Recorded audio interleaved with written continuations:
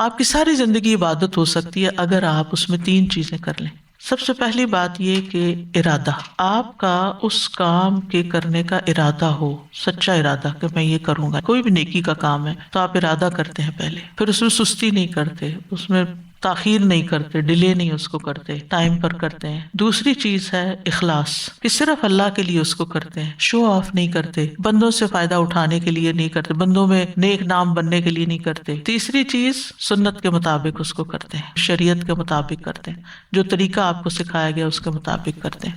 تو اگر یہ تین چیزیں آ جاتی ہیں تو مثلاً آپ کھانا کھاتے ہیں یا کھانا پکاتے ہیں یا پکانے کھلانے کے بعد برتن سمیٹتے، کچن سمیٹتے ہیں. اب اسی کام کو اگر آپ ایک اعلیٰ درجے میں لے جانا چاہتے ہیں تو اس میں یہ کہ میں یہ کھا رہا ہوں تاکہ میرے اندر طاقت ہے، میں اللہ کی عبادت کر سکوں. یعنی اگر میں یہ نہیں کھاؤں گا تو کمزوری ہوگی، اور کمزوری ہوگی تو میں کچھ کر نہیں سکوں گا. اسی طرح اگر آپ گھر والوں کے لیے پکا رہے ہیں یا اس کو سمیٹ رہے ہیں یا کوئی بھی کام گھر کا بھی کر رہے ہیں تو آپ کا ارادہ کیا ہے کہ گھر صاف ہو جائے. اس لیے نہیں کہ کوئی آئے گا تو کیا کہے گا، موسٹلی تو یہ نا وہ فلاں آئے گا تو کیا کہے گا، یہ گھر کا کیا حال بنایا ہوا ہے. یہ ہمارا ارادہ ہے صفائی کرنے میں. عام طور پر نا صفائی ایک مشکل کام توڑ دیتا ہے آپ کو، تھکا دیتا ہے آپ کو. لیکن اگر آپ کا ارادہ یہ ہو کہ اس صفائی اور ستھرائی اور طہارت سے اللہ کا قرب حاصل کرنا ہے، کیونکہ ان اللہ یحب التوابین و یحب المتطہرین، آپ صفائی سے محبت رکھتے ہیں، صاف رہنے سے محبت رکھتے ہیں، اللہ آپ سے محبت رکھتا ہے، آپ کو اللہ کی محبت حاصل ہوتی ہے. جو صفائی کر رہے ہو ساتھ ساتھ یہی سوچا کریں اللہ کو پسند ہے یہ، اللہ کو یہ پسند ہے، اللہ کو یہ پسند ہے، اللہ کو یہ پسند ہے. آپ کے لیے کتنا آسان ہو جائے گا. مشکل تو مشکل ہی ہے، لیکن ایٹ لیسٹ آپ کے دل میں ایک اطمینان تو ہوگا نا کہ میں نے کچھ کیا ہے، اور وہ کیا ہے جو میرے نامہ اعمال میں ایک نیکی میں لکھا جائے. عبادت کتنی اچھی ہو جاتی ہے جب گھر صاف ہوتا ہے تو عبادت میں دل لگتا ہے. تو اس پہ آپ ایکسرسائز کریں، آپ اپنے آپ سے یہ پوچھنا شروع کریں. انسان ایک سیلف ٹاک کر رہا ہوتا ہے نا. مثلا آپ جاب کر رہی ہیں، آپ ارن کر رہی ہیں، کیوں ارن کر رہی ہیں، وائی. مثلا کئی وومن پروفیشنلز ہوتی ہیں، مثلا آپ ڈاکٹر ہیں، آپ نے اتنا عرصہ کام کیا، کیوں کیا؟ آپ نے گھر میں کنٹریبیوٹ کیا، کیوں کیا؟ بس آپ یہ کہا کریں اللہ تعالیٰ میں نے جو کچھ کیا، میں جو کچھ کر رہی ہوں، جو میں آئندہ کروں گی، وہ سارا اپنے لیے کر لے، وہ سب تیرے لیے بس. ان صلاتی و نسکی و محیایا و مماتی للہ رب العالمین، اللہ تعالیٰ سب آپ کے لیے کر رہی ہوں. کیوں؟ اس لیے کہ جب ہم لوگوں کے لیے کرتے ہیں نا تو کیا ہوتا ہے، بعض اوقات وہ دیکھتے بھی نہیں، وہ شکریہ بھی نہیں ادا کرتے، پھر کیا ہوتا ہے، دل ٹوٹتا ہے، موڈ خراب ہو جاتا ہے، ڈپریشن میں چلے جاتے، پھر کیا ہوتا ہے، عبادت چھٹ جاتی، اللہ تعالیٰ سے دوری ہو جاتی. خسارہ ہی خسارہ ہے نا.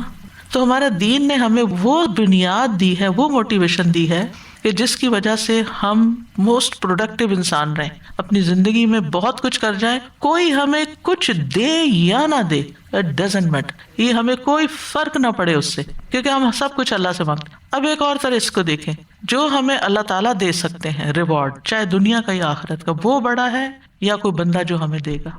بندے سب فقیر ہیں، ان سے کیوں توقع رکھیں کہ وہ ہمیں کچھ دیں؟ وہ نہیں دے سکتے، وہ آپ کی ایکسپیکٹیشن پہ پورا اتر ہی نہیں سکتے، کیونکہ وہ ویک ہے. قرآن کہتا ہے خلق الانسان ضعیفا، انسان کو کمزور پیدا کیا گیا ہے. وہ 100 وعدے کرے نا، 100 دفعہ کہے میں یہ کروں گا، یہ کروں گا، یہ کروں گا، جب کرنے کا ٹائم آتا ہے تو وہ نہیں کرتا. پھر آپ ناراض ہوتے ہیں، پھر آپ غصہ کرتے ہیں، پھر آپ فرسٹریشن میں آتے ہیں. آپ نے غصہ کیا، امیج کس کا خراب ہوا؟ چاہے آپ اپنے والد کے سامنے کر رہے ہیں یا اپنے بچوں کے سامنے بھی آپ غصہ کر رہے ہیں، تو آپ کے بچوں کے سامنے آپ کی کیا پکچر بنی؟ کون ہے آپ؟ جب انسان غصہ کرتا ہے نا تو مجنون ہوتا ہے، اس کی عزت خراب ہوتی ہے، وہ یوں نیچے جاتا ہے. غصہ کیا، آپ کا امیج خراب ہو گیا. کس کی نظر میں؟ صرف جس کے سامنے کر رہے ہیں. اللہ کے سامنے بھی آپ اللہ تعالیٰ کو کیسے نظر آ رہے ہیں جب آپ منہ سے غلط باتیں نکال رہے ہیں، غصے میں نکالتے ہیں نا. میں نے بہت انالائز کیا اس چیز کو کہ جب میں غصہ کرتی ہوں یا میں غصے کی حالت میں کوئی بات کہتی ہوں تو ایک ذلت کی بات ہوتی ہے، اپنی نگاہوں میں گر جاتی ہے. کیا کیا ہے، خود ہی گلٹ آتا ہے نا بعد میں، مجھے نہیں یہ کرنا چاہیے تھا، یہ کیا کیا میں نے.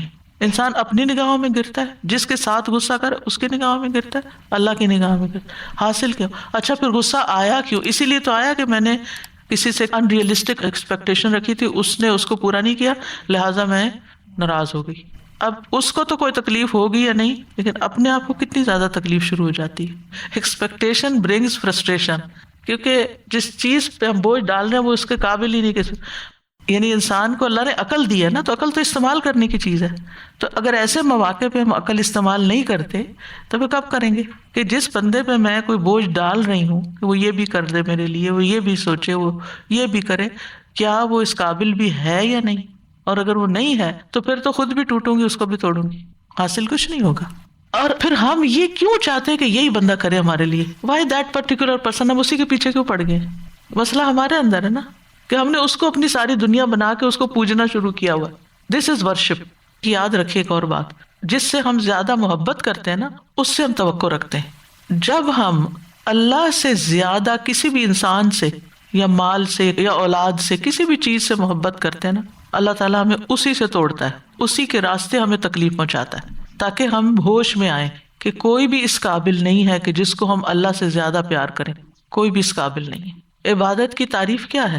الخضوع والتذلل مع کمال الحب والتعظیم، یعنی اللہ کے آگے عاجزی کمال حب کے ساتھ، یعنی کمپلیٹ محبت کے ساتھ. یہ نہیں کہ اچھا اللہ تعالیٰ آپ نے کہا ٹھیک ہے میں کر لیتے ہوں، اللہ اکبر، یہ نہیں. کمال محبت، بہت محبت کے ساتھ اور عزت کے ساتھ، تعظیم کے ساتھ. کیونکہ محبت جو ہے نا وہ رسپیکٹ بھی ڈیمانڈ کرتی ہے. وہ محبت سچی محبت نہیں ہوتی جس میں رسپیکٹ نہیں ہوتی، وہ لسٹ ہوتی ہے، جو ہماری اپنی خواہشات ہوتی ہیں، ہم صرف وہ پورا کرنا چاہتے ہیں، اور جب دوسرا شخص ہماری وہ خواہشات نہیں پوری کرتا ہمارا موڈ آف ہو جاتا ہے. تو اگر اللہ سبحانہ وتعالیٰ سے سچی محبت ہے تو اس میں رسپیکٹ ساتھ ہوگی. یعنی اگر آپ نے عبادت کی بے دلی کے ساتھ، چاہے نماز ہی ہو، نماز کو تو ہم عبادت کہتے ہیں، کھانا پکانا نہیں عبادت سمجھتے، جبکہ کھانا پکانا بھی عبادت ہی ہے. تو نماز میں بھی اگر اللہ کی محبت نہیں ہمارے دل میں ہوتی تو پھر وہ نماز کیسی ہوتی ہے؟ بوجھ. انہا لکبیرۃ الا علی الخاشعین. خاشعین کون ہوتے ہیں؟ الخضوع والتذلل. ٹھیک ہے. اور کھانا کھلانا، ویطعمون الطعام علی حبہ، کس کی محبت میں کھلاتے ہیں؟ اللہ کی محبت میں. تو یہ عبادت ہو گیا نا، پھر کھانا کھلانا عبادت بن گیا، کیونکہ اللہ کی محبت میں کھلا رہے ہیں. مسکینا و یتیما و اسیرا. ٹھیک ہے. اب مسکین تو چلو مسکین ہو گیا، یتیم یتیم، لیکن جو اسیر ہے نا، اس کی ڈیفینیشن بہت واسٹ ہے. یہ صرف جیل میں رہنے والا نہیں ہے. اب مثال کے طور پہ آپ کے گھر میں بزرگ ہیں، وہ اسیر ہیں یا نہیں؟ ریسٹرکٹیڈ لائف ہے نا ان کی، وہ اپنے لیے اٹھ کے کچھ نہیں کر سکتے. اگر آپ ان کے سامنے جا کے کھانا رکھ دیتے ہیں تو آپ ایک اسیر کو کھلا رہے ہیں. آپ اس وقت بوجھ نہ سمجھے کہ میں اس کے آگے جا کے رکھ رہی ہوں، کہ کیا مصیبت میرے پہ پڑ گئی ہے، سارے لوگ آزاد پھر رہے ہیں، میں یہاں بندھی پڑی ہوں. لیکن اس وقت بھی اگر آپ کا ارادہ لوجہ اللہ نہیں ہے نا، اللہ کی محبت میں نہیں نہ کھلا رہے، تو پھر وہ ریوارڈ نہیں ملے گا. کھلا تو آپ رہے ہی ہیں، کیونکہ کھلانا تو آپ کو پڑے گا ہی، نہیں کھلایا تو مسئلہ ہو جائے گا. تو اس لیے بہت ضروری ہے کہ ہم ہر کام میں، چاہے ہم دنیا کا کام کر رہے ہوں، چاہے ہم جاب کر رہے ہوں، کام کر رہے ہوں، گھر کا کام کر رہے ہوں، باہر کا، ایون گروسری کر رہے ہیں آپ، تو آپ سوچتے میرا تو فرض نہیں بنتا، یہ تو میرے ہسبینڈ کو کرنی چاہیے. مثلا اگر یہی سارا کام، یہی تھکاوٹ، یہی سارا کچھ، ارادہ اگر آپ کا کچھ اور تھا نا، کہ میں جو بھی یہاں پیسہ لگاؤں گی، جو بھی میں چیز اٹھاؤں گی، جو بھی میں گھر لے جاؤں، جو بھی میں پکاؤں گی، جو بھی میں کھلاؤں گی، کلہ للہ، اس کا ریوارڈ مجھے سارا اللہ سے چاہیے. پھر کیا ہوگا؟ درد بھی ہوگی تو کہوگے میرا رب دیکھ رہا ہے نا. اللہ آپ تو دیکھ رہے ہیں نا، یہ بندہ نہیں دیکھ رہا، آپ تو دیکھ رہے ہیں نا. اور پلس یہ کہ آپ کے اعمال نامے میں یہ سارا کچھ عبادت لکھا گیا، اور کیا چاہیے؟ کھانا تھا، آپ نے بھی کھایا، سب نے کھایا، مزہ کیا، لیکن سارا کچھ نیکی لکھا گیا. قیامت کے دن جائیں گے، یہی اعمال نامہ آپ کے لیے خوشیوں کا باعث ہوگا. اور اگر یہ ارادہ نہیں تھا، ارادے کچھ اور تھے، تو پھر یہاں بھی کچھ نہیں ملا اور وہاں بھی کچھ نہیں ملا. حاصل کیا ہوا؟ صرف سوچ بدلنے کی ضرورت ہے نا ہمیں، تو زندگی بدل جاتی ہے. سوچ بدلے تو زندگی بدلتی ہے. اللہ تعالیٰ ہمیں عمل کی توفیق دے. وآخر دعوانا ان الحمد للہ رب العالمین. بیماری کے کفارہ ہونے کا بیان.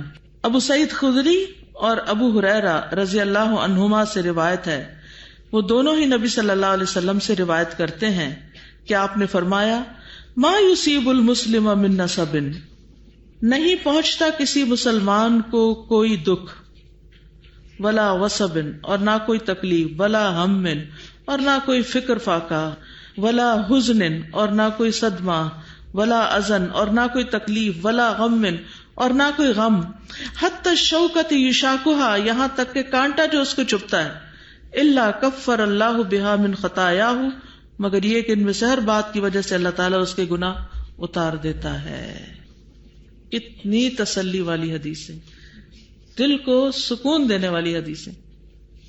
میں جب ان کو پڑھ رہی تھی، تیاری کر رہی تھی، تو ایسے میرے دل میں جیسے سکون کی لہریں دوڑ رہی تھی اور ایک دم مسکرانا شروع ہوگی میں کہ کتنا خوبصورت ہے ہمارا یہ دین کہ جس نے ہمیں ہم، رنج، غم، تکلیف، اذیت، پریشانی اس وقت بھی مطمئن رہنا سکھا دیا، پرسکون کر دیا کہ اس وقت تمہاری صفائی ہو رہی ہے، تمہاری دھلائی ہو رہی ہے، تمہاری آگے کی مشکلیں آسان ہو رہی ہیں۔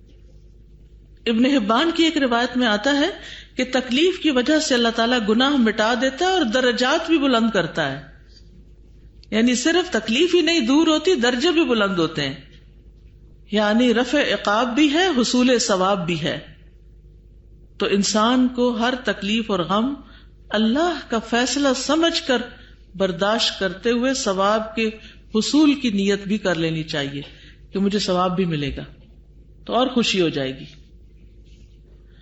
پھر اسی طرح مصائب کے آنے کو اللہ کی رحمت سمجھا جائے، عذاب نہ سمجھا جائے کہ اللہ تعالیٰ ہم سے ناراض ہے، نہیں، یہ بھی اللہ کی رحمت ہے، کیونکہ اس کے ذریعے اللہ سبحانہ وتعالیٰ بندے کو دنیا میں ہی صاف کر دیتا ہے، کیونکہ اللہ تعالیٰ اپنے بندے پر 2 سزائیں جمع نہیں کرے گا۔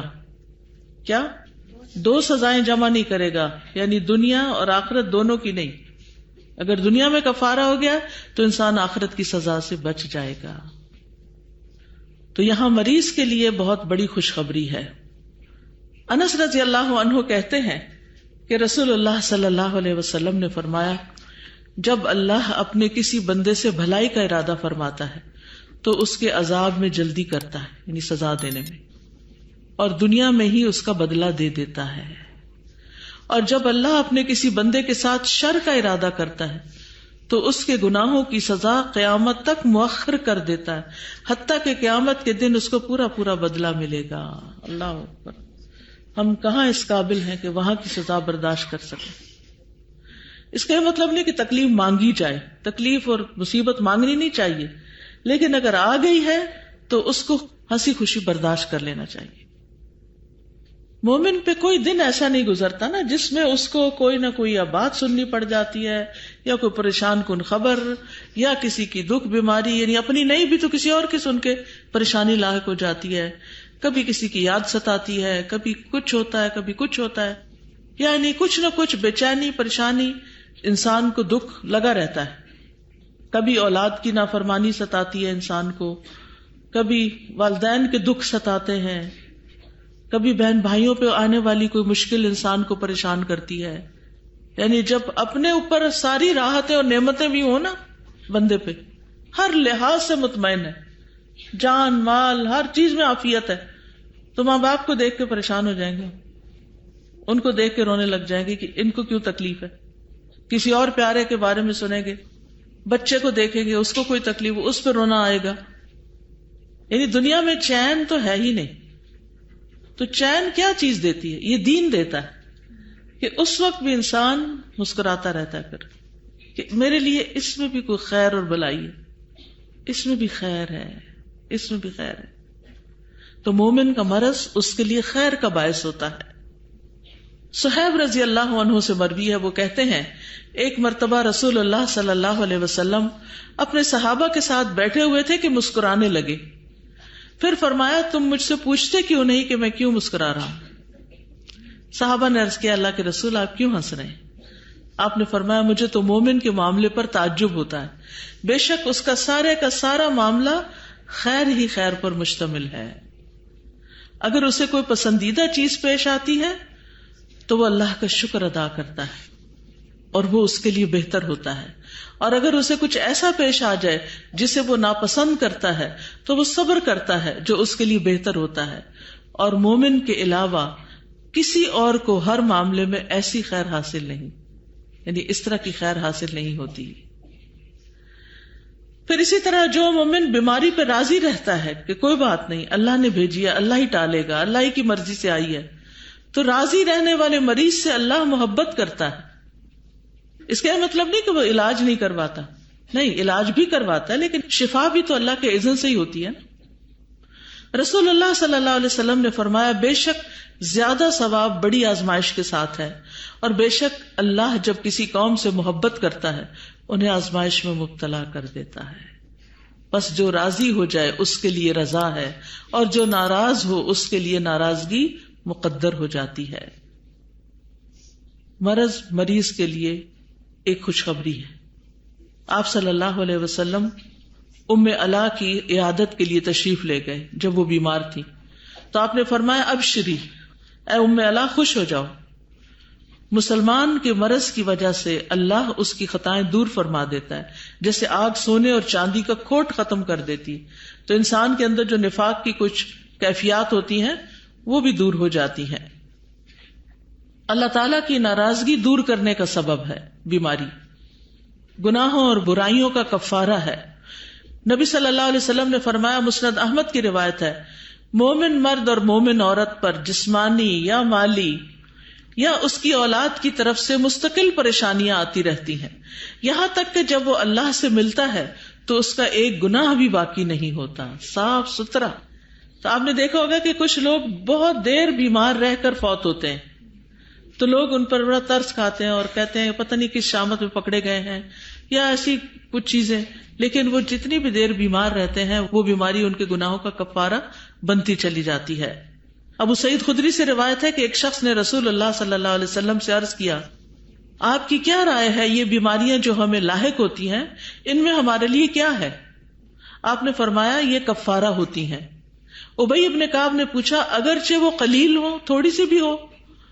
فرمایا ہاں، خواہ ایک کانٹا چبھے یا اس سے بھی کم ہو. تو اس سے بھی پتہ چلتا ہے کہ معمولی بیماری بھی گناہوں کا کفارہ ہوتی ہے. کوئی چوٹ لگ جاتی ہے، کوئی ٹھوکر لگ جاتی ہے، کوئی کانٹا چبھ جاتا ہے، اور پھر جب انسان اللہ کی رضا میں راضی ہوتا ہے اور وہ بستر سے اٹھتا ہے تو وہ اپنے گناہوں سے اس دن اس طرح پاک صاف ہوتا ہے جیسے اس دن تھا جب اس کی ماں نے اس کو جنم دیا ہے. اور بیماری کی حالت میں اس کے سارے نیک اعمال بھی جو صحت کی حالت میں وہ کرتا تھا وہ بھی لکھے چلے جاتے ہیں. رنج و غم بھی گناہوں کے کفارے کا ذریعہ ہے، جیسے اس حدیث سے پتہ چل رہا ہے. صحیح مسلم میں بھی ایسی حدیث آئی ہے. اسی طرح پاک ہونے کا سبب ہے، نیکیوں میں اضافے کا سبب ہے. یعنی مومن کو کانٹا چبھتا ہے تو اس کے بدلے اللہ تعالیٰ ایک نیکی لکھ دیتا ہے. ایک گناہ جھڑ گیا، ایک نیکی لکھ دی، یا اس کے بدلے اس کا کوئی گناہ مٹا دیتا ہے، یا دونوں چیزیں ہو جاتی ہیں. انسان اس اجر پر یقین رکھے، گناہوں کے کفارے پر یقین رکھے، درجات کی بلندی پر یقین رکھے. عقبہ بن عامر کہتے ہیں کہ نبی صلی اللہ علیہ وسلم نے فرمایا، دن بھر کا کوئی عمل ایسا نہیں جس پر مہر نہ لگائی جاتی ہو. چنانچہ جب مومن بیمار ہوتا ہے تو فرشتے عرض کرتے ہیں، اے ہمارے رب، تو نے اپنے فلاں بندے کو روک دیا. تو اللہ تعالیٰ فرماتا ہے، یہ جیسے اعمال کرتا رہتا تھا ان کی مہر لگاتے جاؤ یہاں تک کہ تندرست ہو جائے یا فوت ہو جائے. یعنی ہر روز جو جو کام آپ کرتے ہیں اور بیماری کی حالت میں وہ چھٹ جاتا ہے تو اس ٹائم پر اس عمل کی مہر لگا دی جاتی. مثلاً آپ کلاس میں آتے ہیں، آپ قرآن یاد کرتے ہیں، آپ کوئی بھی چیز کر رہے ہوتے ہیں اور بیماری کی وجہ سے اگر نہیں کر پاتے تو اس دن کا بھی اجر اس عمل کا لکھ دیا جاتا ہے. اگر کوئی شکوہ نہیں کرتا تو بیماری کے بعد نیا گوشت اور نیا خون بھی ملتا ہے، یعنی صحت پہلے سے بہتر بھی ہو جاتی. پھر یہ اللہ کی طرف پلٹنے کا موقع بھی ہوتا ہے، اپنی اصلاح کا موقع بھی ہوتا ہے، اپنے گناہ یاد آتے ہیں. پھر اسی طرح انسان کا جب کھوٹ ختم ہوتا ہے، دیکھیں بخار ہے نا جیسے، تو جسم کے زہریلے مادوں کو بھی جلاتا ہے اور اسی طرح گناہوں کو بھی جلاتا ہے. تو اس کے بعد جب انسان صحت مند ہوتا ہے تو پہلے سے زیادہ چست ہو جاتا ہے، یعنی جب کمزوری وغیرہ دور ہوتی ہے تو پھر کارآمد ہو جاتا ہے. نبی صلی اللہ علیہ وسلم نے فرمایا کہ مومن بندے کی مثال جب وہ بخار میں مبتلا ہوتا ہے اس لوہے کی طرح ہے جسے آگ میں ڈال دیا جاتا ہے، جس کی وجہ سے اس کا کھوٹ ختم ہو جاتا ہے اور اس کا کارآمد حصہ باقی رہ جاتا ہے. اللہ کے راستے میں نکلتے ہوئے عمومی طور پر نیتیں کیا ہوتی ہیں اور کیا ہونی چاہیے، اس میں تھوڑی سی بات کروں گی. ہر وہ کام جس میں اللہ کے دین کو بلند کیا جاتا ہے، پروموٹ کیا جاتا ہے، اس کی خدمت کی جاتی ہے، اس کو طاقت دی جاتی ہے، یعنی دین کی خدمت کے کسی بھی کام کے لیے جب انسان نکلتا ہے تو وہ فی سبیل اللہ ہی ہوتا ہے. جب آپ نکلتے ہیں گھر سے تو یہاں کسی ذاتی مقصد کے لیے نہیں آتے. کیوں آتے ہیں؟ دین سیکھنے کے لیے. کیوں سیکھ رہے ہیں؟ تاکہ خود بھی عمل کریں اور دوسروں کو بھی سکھا سکیں. تو یہ نیت بہت واضح ہماری ہونی چاہیے یہاں آنے کی. بعض لوگ دین کو عزت دینے کے لیے نکلتے ہیں کہ دین کا نام بلند کریں، یہ بھی بہت اچھی نیت ہے، لیکن اپنے عمل کو انسان درست رکھے۔ بعض اوقات نیت تو ہماری بڑی اچھی ہوتی، لیکن جا کے جو ہم کام کرتے ہیں نا وہ صحیح طریقہ نہیں ہوتا۔ تو نیت بھی صحیح ہونی چاہیے، طریقہ بھی صحیح ہونا چاہیے۔ مثلا جیسے ہمیں نماز کا بڑا شوق ہے، تہجد کا بڑا شوق ہے، لیکن نہ وضو ٹھیک آتا ہے، نہ رکوع ٹھیک ہے، نہ سجدہ ٹھیک ہے، تو پھر کیا ملے گا؟ فائدہ نہیں۔ اور اگر سجدہ، رکوع، تلاوت سب کچھ بہت اچھا ہے لیکن نیت ٹھیک نہیں، کیا ملے گا؟ کچھ نہیں ملے گا۔ تو ظاہر اور باطن دونوں پرفیکٹ ہونے چاہیے، اپنی صحیح جگہ پر ہونے چاہیے۔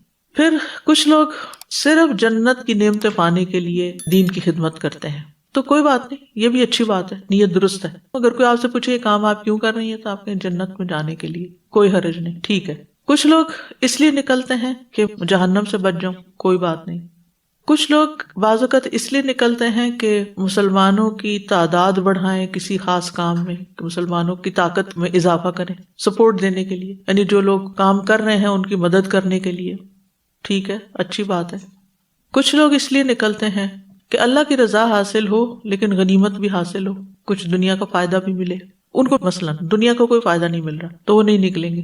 اور اگر دو جگہوں کی آفر ہے، ایک جگہ زیادہ مال مل رہا ہے اور دوسری جگہ کم ہے، لیکن جہاں مال کم ہے وہاں کام کرنے کے چانسز زیادہ ہیں، آخرت کی کامیابی کا امکان زیادہ ہے، لیکن وہ کس کو اختیار کرتا ہے؟ زیادہ مال کو۔ تو یہاں کیا ہے؟ نیت میں خلل ہے۔ پھر اسی طرح کچھ لوگ ایسے ہوتے ہیں کہ جن کو اگر دین کے کسی کام کے لیے بلایا جائے، صرف والنٹریلی کہ والنٹیئر کریں، آ کے اپنی گاڑی پہ آئیں، آ کے کام کریں، ہو سکتا ہے چائے کا کپ بھی نہ ملے۔ کاموں کی نوعیت ہوتی ہے نا، کبھی ایسے کام بھی ہوتے ہیں اور وہ اس لیے رک جائے کہ نہیں وہاں تو کوئی پوچھتا بھی نہیں، تو پھر کیا ہوگا؟ نیت خراب ہے۔ کچھ لوگ صرف دکھاوے کے لیے، پاپولیرٹی کے لیے، یہ بھی درست نہیں۔ کچھ لوگ اجر کی توقع بھی رکھتے ہیں اور اس کے ساتھ یہ بھی چاہتے ہیں کہ ان کی ریکگنیشن ہو، بہادری اور شجاعت کا تذکرہ کیا جائے اور ان کی صلاحیتوں کو بہت اکنالج کیا جائے، اور اگر نہیں کریں گے تو پھر چھوڑ دیں گے۔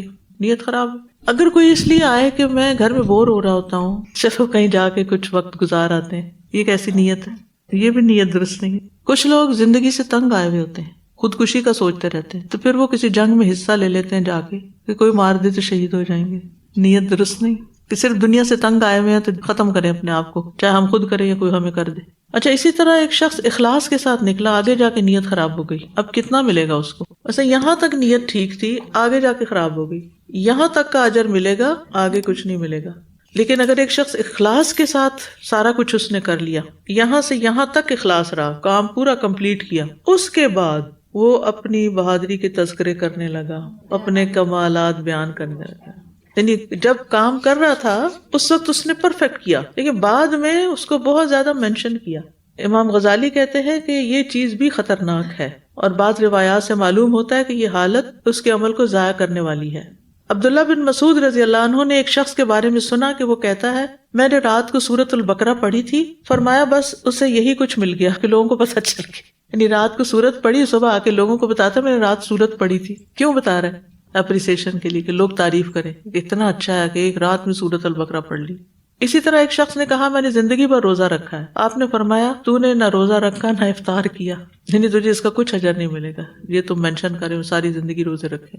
تو اپنی نیکیوں کا تذکرہ بھی مناسب نہیں، الا یہ کہ کسی کو موٹیویشن دینی ہو، مثلا آپ نے اپنے بچوں کو موٹیویشن دینی ہو تو آپ انہیں کہہ سکتے ہیں کہ میں جب 4 سال کی تھی میں نے قرآن شروع کر لیا تھا، بیٹے تم بھی اب 4 سال کے ہو گئے شروع کر لو۔ تو وہ کہا کہ اچھا ہماری ماں نے کیا ہم بھی کر لیں، اس میں کوئی اپنی تعریف کا مقصد نہ ہو۔ جیسے ہم صحابہ کے حالات اور واقعات پڑھتے ہیں تو اس سے ہمیں کس قدر موٹیویشن ملتی ہے نا۔ اور ویسے بھی ہمیں کہا گیا صراط الذین انعمت علیہم، جن پر تو نے انعام کیا ان کا رستہ ہمیں دکھا دے۔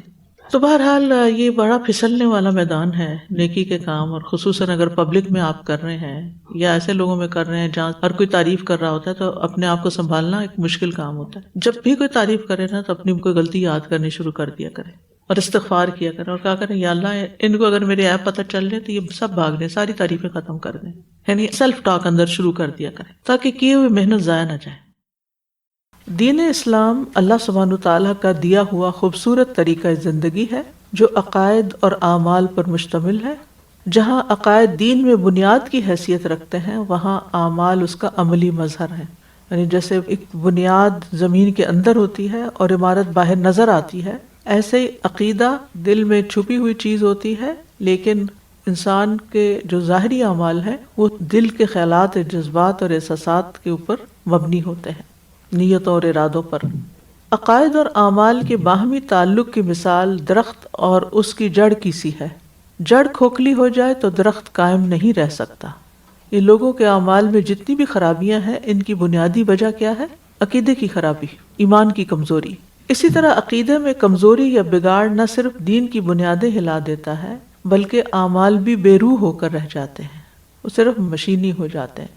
عقیدہ کی خرابی سے تمام عبادات اور معاملات براہ راست متاثر ہوتے ہیں۔ آخرت میں نجات کا دار و مدار بھی عقیدے کی درستگی پر ہے۔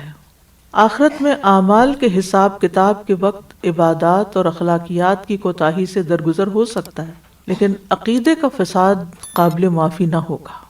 اعمال اس وقت تک قبول نہ ہوں گے جب تک وہ درست عقیدے کے مطابق نہ کیے جائیں۔ شرک اور بدعات کے ساتھ کیے گئے اعمال قابل قبول نہ ہوں گے۔ عقیدہ ہی کی بنیاد پر ایک شخص مومن، منافق، کافر اور مشرک قرار پاتا ہے۔ لہذا عقیدہ کی اصلاح ہر مسلمان کی بنیادی ضرورت ہے۔ اسی کی طرف تمام انبیاء نے دعوت دی۔ نبی صلی اللہ علیہ وسلم نے مکہ کی 13 سالہ زندگی میں عقیدہ کی اصلاح کی کوشش کی اور اس زمن میں جو خرابیاں تھیں ان کو دور کرنے کی طرف دعوت دی، یعنی سب سے پہلے آپ نے اس پر کام کیا۔ اللہ کے دین کی طرف دعوت دینے والوں نے بھی ہمیشہ یہی طریقہ اختیار کیا تاکہ لوگوں کے عقائد کی اصلاح ہو، پھر دین کے احکامات کی طرف بھی توجہ دی جائے۔ تو پہلا کرنے کا کام کیا ہے؟ عقیدے کی اصلاح، عقیدے کی مضبوطی۔ اس کے بعد اعمال کی باری آتی ہے۔ اور اگر آپ دیکھیں ایک پودے کے نکلنے کے عمل کو، تو جب بیج ڈالا جاتا ہے تو کہاں ڈالا جاتا ہے؟ زمین کے اوپر رکھا جاتا ہے یا اندر ڈالا جاتا ہے؟ اندر۔ یہ پہلا سٹیپ ہوتا ہے، اندر ڈالا جاتا ہے۔ لیکن نیکسٹ سٹیپ کیا ہوتا ہے کہ وہ نیچے اور اوپر برابر کا گرو کرنے لگتا ہے۔ یہ بھی آپ نے دیکھا ہوگا، یعنی جہاں جہاں بنیادیں مضبوط ہوتی جاتی ہیں وہاں وہاں اس کا عملی اظہار بھی ہوتا جاتا ہے۔ یہ نہیں ہوتا کہ پہلے صرف جڑیں نیچے تک جائیں اور پھر وہ اوپر سے عمل شروع ہو۔ یعنی پہلا کام دل میں ڈالنا ہوتا ہے ایک بات کا، اور اس کے بعد جب وہ بات وہاں پر پنپنے لگتی ہے، یعنی وہ عقیدہ جب پنپنے لگتا ہے تو وہ صرف اندر نہیں رہ پاتا، جو چیز دل میں جاتی ہے وہ برابر کی باہر بھی آتی ہے۔ آپ کسی بھی درخت کا امیج دیکھیں کہ جو اوپر بہت بڑا، گھنا، مضبوط نظر آئے گا آپ کو، اس کے نیچے اتنی ہی گہری بنیادیں ہوں گی۔ مریض کا موت کی تمنا کرنا، آرزو کرنا، مصیبت کے وقت موت کی تمنا کرنا ممنوع ہے۔ ہاں، اگر آخرت خراب ہونے کا خطرہ ہو تو پھر اس صورت میں دعا کرنی چاہیے، جیسے نبی صلی اللہ علیہ وسلم ہر نماز کے بعد دعا کرتے تھے، اے اللہ اگر تو کسی قوم کے ساتھ فتنے کا ارادہ کرے تو مجھے فتنے میں مبتلا کیے بغیر فوت کر لینا۔ نبی صلی اللہ علیہ وسلم نے فرمایا، تم میں سے کوئی موت کی تمنا بالکل نہ کرے کسی تکلیف سے جو اس کو پہنچی، لیکن اگر مجبوراً وہ ایسا کرنے والا ہی ہے تو فَلْيَقُلْ اللَّهُمَّ أَحْيِنِي مَا كَانَتِ الْحَيَاةُ خَيْرًا لِّي وَتَوَفَّنِي إِذَا كَانَتِ الْوَفَاةُ خَيْرًا لِّي۔ اے اللہ تو مجھے زندہ رکھ جب تک زندگی میرے حق میں بہتر ہے، اور مجھے فوت کر دے جب وفات میرے حق میں بہتر ہے۔ سوئسائڈل ہوتے ہیں نا جو لوگ، کئی لوگوں کے اندر ایسے خیالات آنے لگتے ہیں کہ اپنے آپ کو مار ڈالو، تو ان کو بھی یہ دعا سکھانی چاہیے۔ لیکن انسان جب تک زندہ رہے اپنے لیے بھلائی ہی مانگتا رہے، بہتری کی دعا ہی کرتا رہے، اور فتنے کا وقت ہو تو پھر فتنے سے بچنے کے لیے دعا کر سکتا ہے، لیکن موت کی تمنا کرنا جائز نہیں، مصیبت کی وجہ سے خاص طور پر۔ یوسف علیہ السلام نے اپنے مسلمان ہو کر مرنے کی دعا کی تھی، انت ولی فی الدنیا والآخرہ توفنی مسلما والحقنی بالصالحین۔ مریم علیہ السلام نے دعا کی تھی، یا لیتنی مت قبل ھذا، تو وہ دعا نہیں تھی بلکہ ایک طرح سے اپنے جذبات کا اظہار تھا، کاش میں اس سے پہلے ہی مر جاتی اور بھولی بھلائی ہوتی۔ نبی صلی اللہ علیہ وسلم نے دعا کی، فاقبضنی الیک غیر مفتون، تو مجھے اس فتنے میں ڈالنے سے پہلے ہی اپنے پاس بلا لینا۔ تو جب جان کا فتنے میں پڑنے کا خطرہ ہو تو پھر دعا کر سکتے ہیں۔ ایمان میں کمی کے ڈر سے موت کی دعا کی جا سکتی، یعنی یہ نہیں کہ اللہ میرے ایمان کم ہو رہا تو مجھے موت دے دے، مطلب یہ کہ اگر انسان کے ایمان جانے کا ڈر ہو، ورنہ نہیں۔ اللہ سے ثابت قدمی کا سوال کرنا چاہیے، یعنی ایسے موقع پر موت کی دعا کی بجائے ایمان پہ ثابت قدمی، یا مقلب القلوب ثبت قلبی علی دینک، اور انسان اللہ سبحانہ وتعالی سے ہمیشہ اچھا گمان ہی رکھے، مایوس نہ ہو۔ ابو ہریرہ رضی اللہ عنہ کہتے ہیں کہ نبی صلی اللہ علیہ وسلم نے فرمایا، اللہ تعالیٰ فرماتا ہے میں اپنے بندے کے گمان کے ساتھ ہوتا ہوں جو وہ میرے ساتھ گمان رکھتا ہے، جب وہ مجھے یاد کرتا ہے میں اس کے ساتھ ہوتا ہوں، اور اگر وہ مجھے اپنے نفس میں یاد کرے تو میں بھی نفس میں یاد کروں، اور اگر مجھے بھری محفل میں یاد کرے تو میں اس سے بہتر محفل میں اس کو یاد کرتا ہوں. اگر وہ میری طرف ایک بالشت ہے تو میں اس کی جانب ایک گز آتا ہوں، اور اگر ایک گز کے قریب ہو تو میں 2 گز اس کے قریب ہو جاتا ہوں. اگر وہ چلتا ہوا میری طرف آتا تو میں دوڑتا ہوا اس کے پاس آتا ہوں. تو اللہ تعالیٰ سے روگردانی نہیں کرنی چاہیے، اللہ تعالیٰ سے مایوس نہیں ہونا چاہیے، کثرت سے ثابت قدمی کی دعا کرنی چاہیے، خیر اور بھلائی کی امید رکھنی چاہیے، اچھا گمان کرنا چاہیے، عافیت کی دعا مانگنی چاہیے، بد دعائیں نہیں کرنی چاہیے، مرض لمبا ہونے پہ گھبرانا نہیں چاہیے، اللہ پہ بھروسہ کرتے ہوئے صحت کا انتظار کرنا چاہیے، جیسے ایوب علیہ السلام نے کیا. وَأَيُّوبَ إِذْ نَادَىٰ رَبَّهُ أَنِّي مَسَّنِيَ الضُّرُّ وَأَنْتَ أَرْحَمُ الرَّاحِمِينَ. زندگی کو غنیمت سمجھنا چاہیے. ٹھیک ہے، وہ لوگ کہ اگر انہیں ہم زمین میں اقتدار دیں. یہ کون لوگ ہیں جو ابتداء میں دین کی خاطر گھروں سے نکال دیے گئے تھے؟ الذین اخرجوا من دیارہم. اب کیا ہے، ایک وقت آیا اللہ کی مدد ساتھ ہوئی، اللہ نے انہیں زمین میں قدرت دی، اقتدار دیا. اللہ کے اصل بندے وہ ہیں، اللہ کے دین کی مدد کرنے والے تو وہ ہیں کہ جنہیں ہم زمین میں اقتدار دیں تو وہ تکبر اور سرکشی کی روش اختیار نہیں کرتے بلکہ عاجزی کی روش اختیار کرتے ہیں. اسی لیے اقاموا الصلاۃ، ان کی پہلی صفت کیا ہے کہ وہ اللہ کے آگے جھکتے ہیں، نماز قائم کرتے ہیں، اپنی ذات پر بھی اور معاشرے میں بھی. وآتوا الزکوٰۃ، اور زکوٰۃ دیتے ہیں، یعنی انہیں انسانوں کے حقوق کا خیال ہوتا ہے، ان کی بھلائی کے لیے کام کرتے ہیں. یہاں بنیادی طور پر ایک اسلامی فلاحی مملکت کے بنیادی خد و خال بتائے گئے ہیں. وَأَمَرُوا بِالْمَعْرُوفِ، اور وہ نیکیوں کا حکم دیتے ہیں. وَنَهَوْا عَنِ الْمُنْكَرِ، اور برائی سے روکتے ہیں. وَلِلَّهِ عَاقِبَةُ الْأُمُورِ، اور اللہ کے لیے ہے عاقبت تمام امور کی، یعنی تمام امور اللہ کے حکم سے طے پاتے ہیں. ہر بات کا مرجع اللہ کا حکم اور اسی کی تدبیر سے ہے، ہر چیز اسی کی طرف پلٹتی ہے. اب آپ دیکھیے کہ ان آیات پر اگر آپ ایک سیکوینس میں نظر ڈالیں تو ایک ایسی تصویر ذہن میں ابھرتی ہے کہ اللہ کی طرف بلانے والے نے اللہ کی طرف لوگوں کو بلایا. جن لوگوں نے اس پکار پر لبیک کہا ان پر سخت قسم کی آزمائشیں آئیں، لیکن ان آزمائشوں میں انہیں صبر کا حکم دیا گیا. صبر وہی کر سکتا ہے جس کے اندر عاجزی ہو، جس کے اندر خدا کا خوف ہو. اس سارے امتحان میں وہ پورے اترے، پھر اللہ نے ان کے دن پھیرے، انہیں زمین میں قوت ملی، انہوں نے اللہ کے دین کے لیے قربانی کی تو اللہ نے بھی ان کی قدردانی کی. اللہ نے ان کو زمین میں اقتدار دیا. اقتدار پانے کے بعد وہ دوسروں پہ چڑھ نہیں دوڑے بلکہ وہ تعلیم و تربیت جو اقتدار ملنے سے پہلے ان کی ہوئی تھی، اقتدار ملنے کے بعد وہی تعلیم و تربیت ان کے ساتھ رہی، اور انہوں نے پہلا کام کیا کیا کہ اللہ کے آگے جھک گئے. اس سارے میں نظر کیا آتا ہے کہ مسلمان جنگ کیوں کرتا ہے، اور مسلمان کا طریقہ زندگی کیا ہوتا ہے؟ انفرادی زندگی ہو یا اجتماعی زندگی، ذاتی زندگی ہو یا پھر سیاسی زندگی ہو، ہر جگہ پر وہ اللہ کا بندہ ہی نظر آتا ہے. اس کے اندر ایمان ہے، عاجزی ہے، دین کی مدد کا جذبہ ہے. اقتدار ملنے پر وہ عیش و عشرت میں مبتلا نہیں ہو جاتا، تکبر میں مبتلا نہیں ہوتا، بلکہ جس طرح اقتدار ملنے سے پہلے وہ بھلائیوں میں سرگرم تھا، بھلائیوں کے لیے دوڑنے والا تھا، اقتدار ملنے کے بعد بھی اس کا حال وہی رہا. ذاتی زندگی میں نماز روزے کے علاوہ امر بالمعروف اور نہی عن المنکر اور اجتماعی فلاح و بہبود کے لیے کوشاں ہو گیا. یہ کام وہی اسلامی حکومت کیا کرتی ہے جس کی بنیادی تربیت اسلام کے ڈھنگ پر ہوئی ہو. صرف نعرہ لگانے سے یہ تمام اوصاف پورے نہیں ہو سکتے. جس طرح کسی عمارت کو بہت سے مزدور مل کر بناتے ہیں، اسی طرح ایک اسلامی حکومت کی عمارت بھی افرادی قوت کے ساتھ مضبوط ہوتی ہے، جس افرادی قوت میں اخلاق اور تقویٰ ہو. اگر ہم مسلمان ہیں تو آج کے دور میں ہماری مدد کیوں نہیں ہو رہی اور اللہ تعالیٰ مسلمانوں کا دفاع کیوں نہیں کرتا؟ تو سوچنے کی بات یہ کہ کیا ہمارے اندر وہ بنیادی خصوصیات اور بنیادی صفات موجود ہیں کہ جن کی بنیاد پر اللہ نے مدد کا وعدہ کیا ہے؟ اللہ تعالیٰ نے فرمایا وَلَيَنْصُرَنَّ اللَّهَ مَن يَنْصُرُهُ. لیکن ہم اپنی انفرادی اور اجتماعی زندگی میں کیا ان صفات کے حامل ہیں کہ اقاموا الصلاۃ وآتوا الزکاۃ وامروا بالمعروف ونہوا عن المنکر؟ ہم نے اپنے دین کو کیا سمجھ رکھا کہ محض نماز کا پڑھنا یا زکوٰۃ دینا اور بس، اس سے آگے ہماری ذمہ داری نہیں.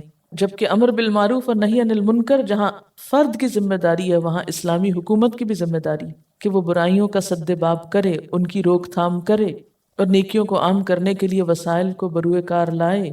آج ہمارے ہاں حکومتی سطح پر اس کا کیا انتظام ہے؟ منکر کی یا برائی کی کون سی قسم ہے جو ہمارے معاشرے میں موجود نہیں؟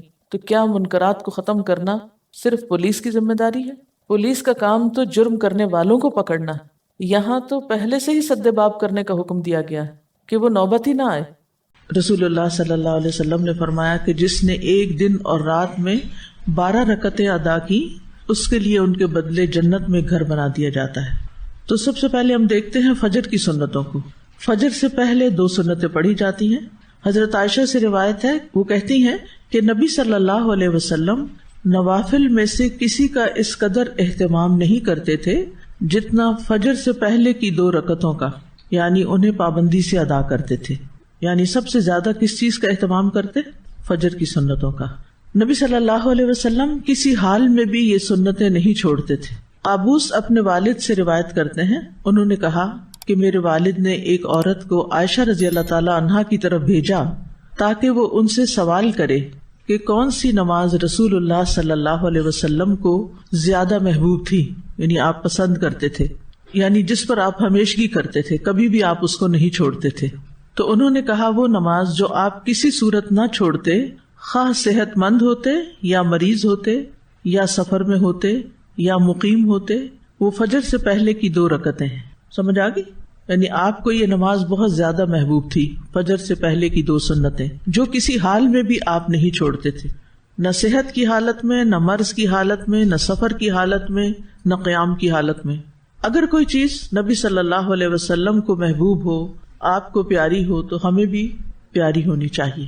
بہت سے لوگ اس بات کا دعویٰ تو کرتے ہیں کہ وہ اللہ تعالیٰ سے محبت کرتے ہیں، ہم سب یہ دعویٰ کرتے ہیں، لیکن اس محبت کو ثبوت نہیں دیتے۔ اس محبت کا ثبوت رسول اللہ صلی اللہ علیہ وسلم کی سنت کی پیروی میں ہے۔ اگر ہمیں واقعی اللہ تعالیٰ سے محبت ہے تو پھر ہمیں کیا کرنا چاہیے؟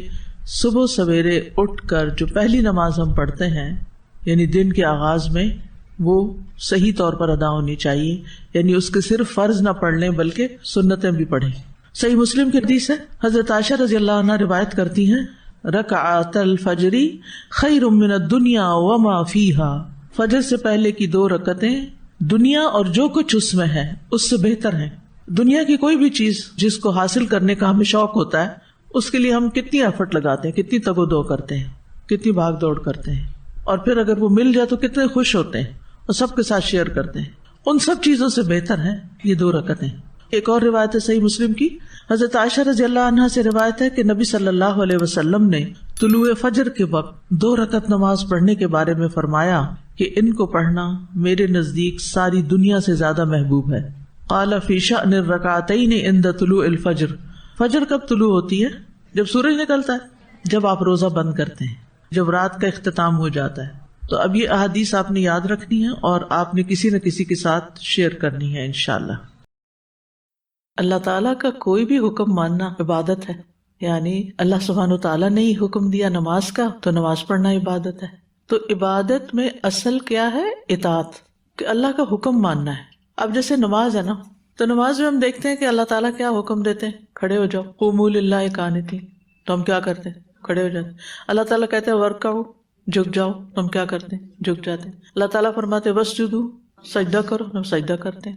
اب بیٹھ جاؤ، بیٹھ جاتے ہیں۔ تو یہ 5 وقت کی جو پریکٹس ہوتی ہے، کھڑے ہو جاؤ، بیٹھ جاؤ، رکوع کرو، جھک جاؤ، اٹھ جاؤ، پھر بیٹھو، یہ کیا ہے؟ اطاعت ہے نا، جیسے کہا گیا ویسے ہی کرنا ہے، اور اسی کا نام پھر عبادت ہے۔ اسی طرح یہ ہے کہ عبادت کے اسباب جمع کرنا بھی عبادت ہے۔ اب مثلا نماز ایک عبادت ہے نا، لیکن اس نماز میں کھڑے ہونے سے پہلے کیا کچھ کرنا پڑتا ہے آپ کو؟ وہ سارے کیا ہیں؟ اسباب ہیں۔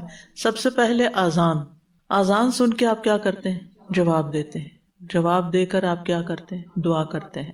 دعا کرنے کے بعد آپ کیا کرتے ہیں؟ وضو کرتے ہیں۔ اچھا، اذان کے بعد کی دعا قبول ہوئی، پھر آپ نے وضو کیا۔ وضو کا فائدہ معلوم ہے آپ کو کیا ہوتا ہے؟ ہر قطرے کے ساتھ گناہ جھڑتا ہے۔ یہ یقین ہو تو وضو مشکل ہی نہ لگے، بھاگ بھاگ کے سخت سردی میں بھی وضو کریں کہ وہ جو پچھلی نماز سے لے کے اب تک جو مجھ سے غلطی ہو گئی ہے میں ذرا جلدی سے دھو آؤں ان کو، آخری قطرے سے آخری گناہ نکل جاتا، ڈیٹاکس ہو رہے ہوتے ہیں آپ۔ اب یہ آپ کیا کریں؟ نماز کے اسباب ہیں، یہ تیاری ہے، تیاری کر رہے ہیں آپ۔ اچھا پھر آپ کیا کرتے ہیں؟ پھر آپ مصلی کی طرف جاتے ہیں، اور مرد حضرات کدھر جاتے ہیں؟ مسجد۔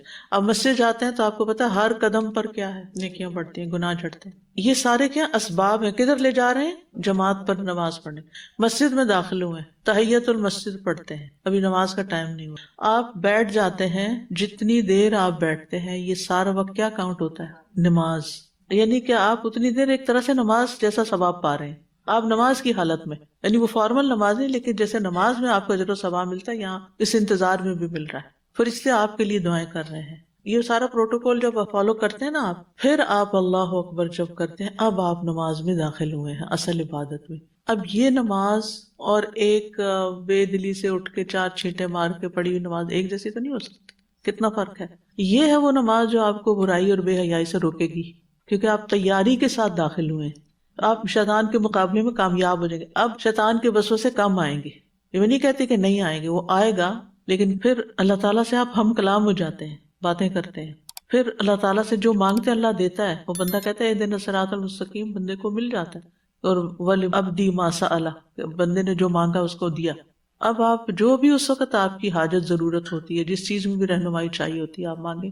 یعنی ہم مشکلات کے حل کے لیے پتہ نہیں کن مزاروں پہ چل پڑتے ہیں اور کیا کیا غلط کاموں میں پڑ جاتے ہیں کہ ہمارے مسئلے حل ہو جائیں، کبھی کسی سے کہتے ہیں، کبھی کہیں کہانی سناتے ہیں۔ نماز ہی ٹھیک کر لینا، اور نماز میں ہی اللہ سے ہم کلام ہو جائیں۔ اور آپ کو پتہ ہے کہ نماز کا جو آخری حصہ ہوتا ہے سلام سے پہلے، وہ دعاؤں کی قبولیت کا ہوتا ہے۔ پھر فرض نماز کے بعد دعا قبول ہوتی ہے، جیسے اذان کے بعد ہوتی ہے نا، ایسے فرض نماز کے بعد بھی دعا قبول ہو رہی ہوتی۔ تو اس وقت کو ہم کیش نہیں کرتے، ہمیں یقین ہی نہیں ہوتا کہ دعا کی قبولیت کا وقت ہے، جلدی سے کچھ مانگوں۔ ہمارے ذہن میں تو چل رہا ہوتا ہے کوئی کھانا نہیں پکا ابھی، فلاں کام ہے، فلانا ہے، فلانا ہے، پتہ نہیں کیا کیا کام سوچ لیتے ہیں، اور اصل جو ملنے والا ہے وہ لیتے نہیں ہیں، اور پریشانیوں میں اٹھ کے پھر پریشانیوں کی طرف چل پڑتے ہیں۔ مسئلہ یہ نا کہ ہماری نماز درست نہیں، اسی وجہ سے ہماری نماز سے ہمیں وہ حاصل نہیں ہو رہا جو اللہ کا وعدہ ہے کہ اس سے ملے گا۔ یہ اتنا بڑا تحفہ ہے، یہ کب ملا تھا یہ تحفہ؟ یہ آسمان سے لے کر آئے تھے نبی صلی اللہ علیہ وسلم، تحفہ لائے تھے اپنی امت کے لیے، اور ہم تحفے کی کیا قدر کر رہے ہیں، اور اس سے کیا فائدہ اٹھا رہے ہیں، اور اس سے کیا حاصل کر رہے ہیں۔ تو پھر نو ونڈر کہ ہمارے مسائل حل نہیں ہوتے اور ہم ذہنی پریشانیوں کا شکار رہتے ہیں۔ یہ ہو ہی نہیں سکتا کہ آپ کی نماز صحیح ہو اور پھر آپ اور مسائل میں گھر جائیں۔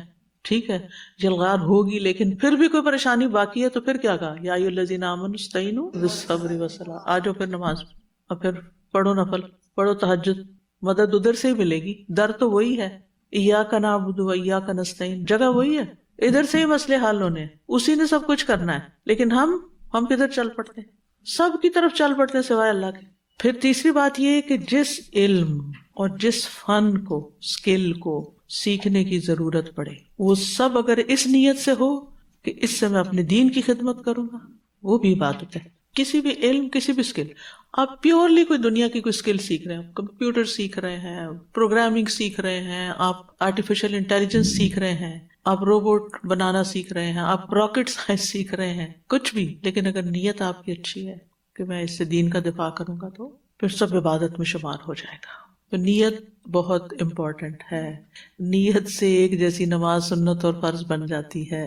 کہ نمازوں کی خاص حفاظت اور نماز پر توجہ اور نماز میں یکسوئی اور نماز کو بر وقت ادا کرنا۔ سعید بن مسیب کہتے ہیں کہ رسول اللہ صلی اللہ علیہ وسلم نے فرمایا، اللہ تعالیٰ نے فرمایا کہ میں نے آپ کی امت پر 5 نمازیں فرض کی ہیں، اور اپنے لیے یہ عہد کیا ہے کہ جو شخص اس حال میں میرے پاس آیا کہ ان کے اوقات کی محافظت کرتا رہا، میں اسے ضرور جنت میں داخل کروں گا، اور جو ان کی محافظت نہ کرتا رہا اس کے لیے میرے ہاں کوئی عہد نہیں۔ یعنی 5 نمازوں کو اپنے وقت کے اندر پڑھنا چاہیے، اور وقت میں بھی افضل وقت میں پڑھنا چاہیے۔ ٹھیک ہے، تو آپ رمضان کا ایک ٹارگٹ یہ سیٹ کر سکتے ہیں کہ آپ کیا کریں، وقت کے اندر نماز پڑھیں اور افضل وقت میں نماز پڑھیں۔ ٹھیک ہے، اور اس کے ساتھ ساتھ یعنی فرض نمازوں کے علاوہ نوافل کا بھی اہتمام کریں۔ وہ کیوں؟ یعنی تہجد کے نوافل ہو گئے، تراویح ہو گئی، لیکن اس کے ساتھ ساتھ اور کون سے نوافل ہو سکتے ہیں؟ اشراق کے، چاشت کے، اور تحیت الوضو، اور نماز کے آس پاس جو سنتیں اور نفل ہوتے ہیں، میں نے دیکھا بہت سے لوگ ان کی طرف توجہ نہیں کرتے، یہ جو سنتیں ہیں نا بیسیکلی یہ بھی اصل میں نفل ہی ہیں. ایک فرض نماز ہوتی ہے اور ایک نفل ہوتی ہے.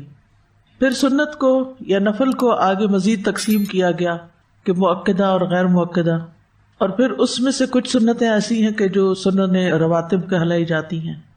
تو یہ کیوں پڑھنی چاہیے؟ ایک حدیث میں آتا ہے، ابو ہریرہ رضی اللہ عنہ کہتے ہیں کہ رسول اللہ صلی اللہ علیہ وسلم نے فرمایا، یقیناً اللہ تعالیٰ فرماتا ہے کیا کہ فرائض کی ادائیگی سے زیادہ بندہ کسی چیز سے میرا قرب حاصل نہیں کر سکتا.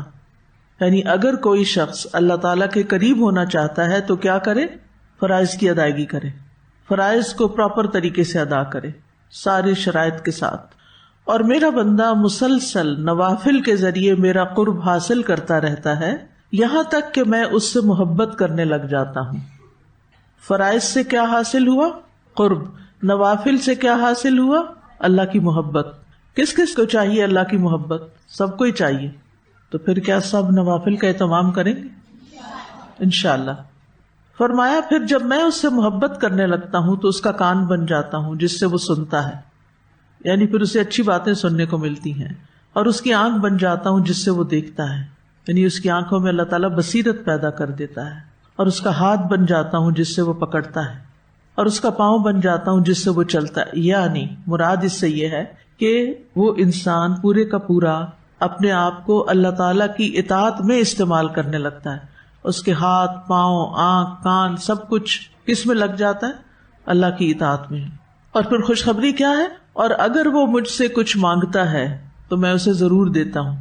یعنی ایسے شخص کی پھر دعائیں قبول ہونے لگتی ہیں.